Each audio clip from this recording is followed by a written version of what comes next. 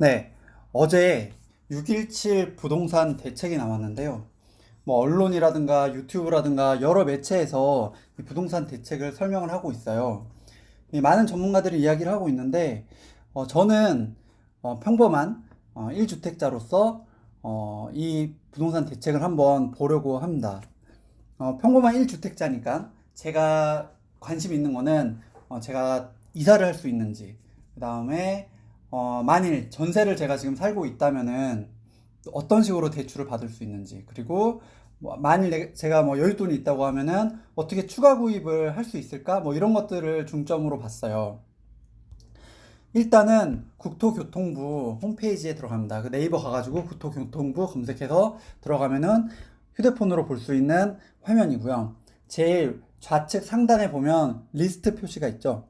네, 여기로 들어가면은 이제 메뉴가 나오고요. 이 중에 제일 위에 있는 뉴스 소식으로 들어가면 보도자료가 나와요. 그래서 네, 보도자료 바로 밑으로 보면은 제 올라왔기 때문에 바로 보일 거예요. 그 번호가 1093번이고 주택시장 안정을 위한 관리 방안이라는 보도자료가 있습니다. 네. 이 보도자료를 열면 이렇게 첨부 파일이 있고 첨부 파일 중에 하나를 열면 이렇게 네, 자세한 내용을 볼 수가 있어요. 그 뭐 기사나 여러 이제 요약된 내용을 볼 수도 있겠지만은 기본적으로는 전체 풀 그 내용을 보는 게 중요하더라고요. 그래야 또 자기가 배우는 것도 많고. 어쨌든 이 중에서 제가 눈여겨본 내용들만 이야기를 하도록 할게요. 먼저 조정 대상 지역이랑 투기 과열 지구 등 규제 지역이 확대가 됐죠. 사실 이건 뭐 저랑 상관은 없는 것 같아요. 네.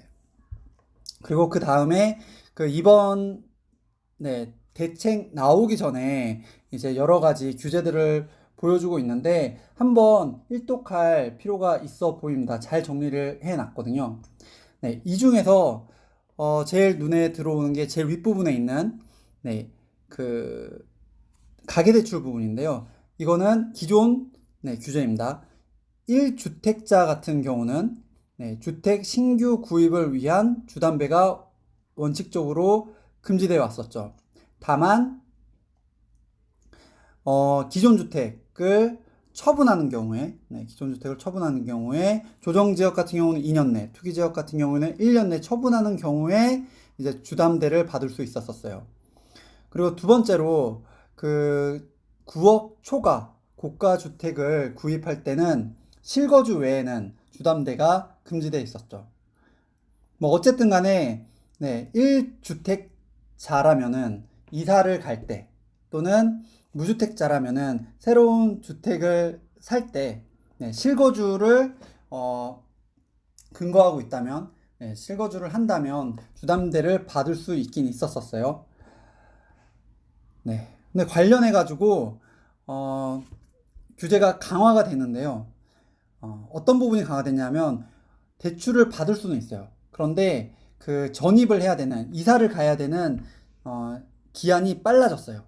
그래서 원래는 네, 그 2년 내에 조정 지역 같은 경우는 2년 내에 투기 지역 같은 경우는 1년 내에 이사를 가면 됐었는데 여기 나오는 것처럼 6개월 이내에 네, 6개월 이내에 1주택자 같은 경우에 아랫부분에 있죠. 1주택자 같은 경우에 6개월 이내에 신규 주택을 처분하고 그리고 기존 주택을 처분하고 신규 주택으로 가야 되는 거죠. 그래서 제가 만약 이사 가고 싶으면은 6개월 안에 전입할 수 있는 이제 아파트를 찾아서 들어가야 되는 거예요. 다음에 이제 상단에 있는 무주택자 같은 경우에도 마찬가지예요. 그 내가 주택이 없다가 주택을 주담대 받아가지고 산다고 하면은 6개월 내에 이사를 들어가야 되는 거죠. 자, 그 다음에 나오는 게 이제 자금 조달 계획서라고 나오는데 이것도 뭐 평범한 그 1주택자 입장에선 그렇게 중요해 보이진 않아요. 뭐 자기 돈으로 산다고 하면. 그런데 어쨌건 간에 기존에는 규제 지역에서 3억 원 이상 초과하는 집을 살 때 이 자금 조달 계획서를 썼어야 됐는데 앞으로는 이제 규제 지역에서 집을 살 때는 거래 가액과 무관하게 무조건 자금 조달 계획서를 제출해야 되는 거죠. 그런데 뭐 그 자금 출처가 명확하다고 하면 뭐 대부분의 서민들이라고 하면 큰 문제가 없지 않나라는 생각을 합니다.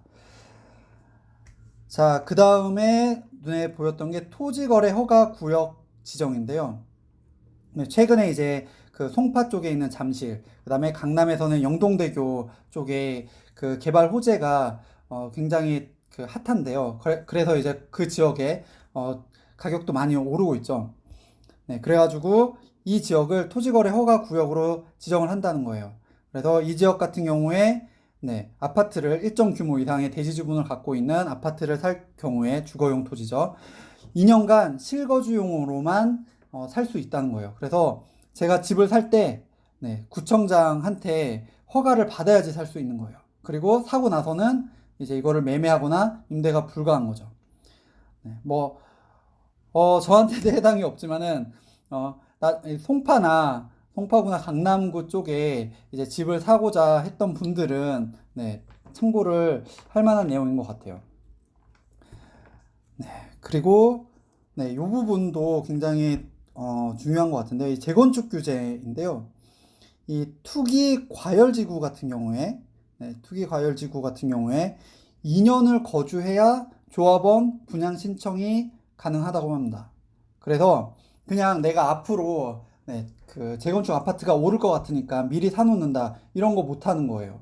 네, 무조건 네, 살 수 있는 아파트를 구입해야 되는 거죠. 뭐 최근에 그 수도권 뭐 안산이라든가 이런 쪽에 재건축 아파트들이 굉장히 급등을 했는데 이런 아파트들 이제 만일 새 아파트 입주권을 받을 생각이라고 하면은 거기까지 가서 살아야 되는 거죠. 그리고 네, 재건축 부담금 본격적으로 징수를 시작한다고 해요. 네, 제초안이죠. 네, 제초안을 이제 본격적으로 시행해서 네, 그 돈을 걷어갈 거라고 하는데 야, 요 밑에 보면은 강남 5개 단지의 평균 네, 재건축 부담금 예상액이 4억에서 5억이라고 나와요. 야, 그러면 도대체 전체 이익은 얼마나 클까라는 생각이 들더라고요. 뭐 어쨌건 간에 이런 재건축 규제 때문에 재건축 아파트를 실거주를 목적으로 하는 게 아니라면은 네, 투자로만 접근하기는 앞으로 좀 쉽지 않지 않을까라는 생각이 듭니다. 단기적으로는. 네, 그 다음에 눈에 들어온 게 네, 전세 자금 대출 보증이었는데요. 전세 대출을 네, 전세 대출을 받고 제가 전세를 살고 있는데 3억 원 초과 아파트를 신규 구입하는 경우에는 전세 대출 보증 제한 대상에 추가를 한다고 해요. 그리고 전세 대출을 즉시 회수를 한다고 합니다. 그래서 제가 지금 전세를 살고 있으면 3억 넘는 아파트를 구입하기 어려운 거죠. 바로 제가 그 전세 대출 받은 거를 갚아야 되니까. 그리고 추가적으로 그 공적 보증이죠. 네, 주택금융공사나 주택도시보증공사로부터 이 전세 대출을 보증을 받았을 경우에 그 전세 대출 보증 한도가 인하가 됩니다. 그래서 허브 같은 경우에는 수도권이 4억이었는데 이제 보증 한도가 이제 2억으로 줄어들었죠. 그래서 이 전세 대출과 관련해서도 여러 가지 제한들이 많이 생긴 것 같아요. 그래서 제가 전세를 살고 있으면서 새로운 집을 구입하기가 어려워졌다. 이렇게 보입니다. 네, 이렇게 그 전체적으로 1주택자 입장에서 또는 이제 무주택자 입장에서 눈에 보이는 내용들을 소개를 했고요. 처음에도 말씀드렸지만은 눈에 바로 안 들어오더라도 그 처음부터 끝까지 네, 국토교통부 홈페이지에 가서 일독을 해보는 게 좋다고 생각이 됩니다.